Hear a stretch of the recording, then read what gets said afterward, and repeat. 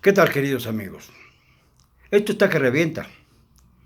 Quieren obligarnos, a base de provocaciones, a caer en todos los amagos de violencia concebibles. Siguen apareciendo muertos políticos en distintos estados de la República. Ayer fue Michoacán, por ejemplo. Y lo más grave, ya se trata de reventar también los actos políticos, uno de los cuales, celebrado en Hidalgo, puso en riesgo la seguridad del candidato de Morena a la presidencia, Andrés Manuel, cuando turbas disfrazados de civiles, yo me imagino que paramilitares, arremetieron contra la multitud que había asistido al mitin convocado por Morena. Esto es claramente parte de los operativos que están destinados a crear desazón, intranquilidad y temor entre los presuntos electores que ya tomaron su decisión, pero no saben cómo ejecutar el fraude electoral. Ya no lo pueden hacer como querían, a la manera cibernética, con algoritmos y cosas por el estilo.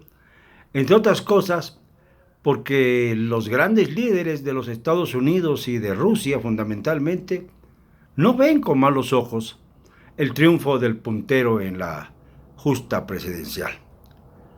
El puntero es Andrés, y la diferencia es tanta que es imposible manejar la alquimia para que se reduzcan entre 12 millones y medio y 15 o 16 millones, de acuerdo a las distintas expectativas. Lo primero es lo mínimo, lo segundo lo máximo. Esto sería el número de votos con los que aventajaría Andrés a su más cercano perseguidor, que sigue siendo, sin duda alguna, Anaya. Esto es algo interesante, por más que le han movido el paquete, Ricardo Anaya sigue en el segundo sitio, tratando de, cuando menos, sacar adelante mayores diputaciones y senadurías para su causa. Pero lo que preocupa mucho es hasta dónde va a tolerarse que la violencia se adueñe de los escenarios. Esto debe ser, el poder sufragar en paz, uno de los principales derechos de los mexicanos, un derecho humano a la democracia, a la vida política en paz. Y esta es una obligación fundamental del gobierno de Enrique Peña Nieto, aunque todo parezca que será aplastado este gobierno en las urnas el próximo domingo 1 de julio.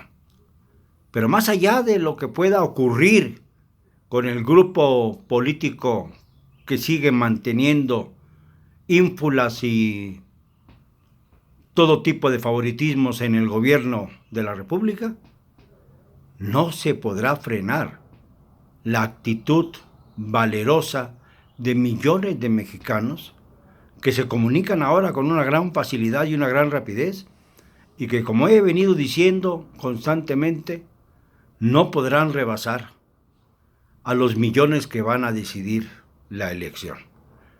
Y esto lo digo más allá de lo que yo pueda pensar o de mis inclinaciones y simpatías personales. Esto lo digo como periodista objetivo.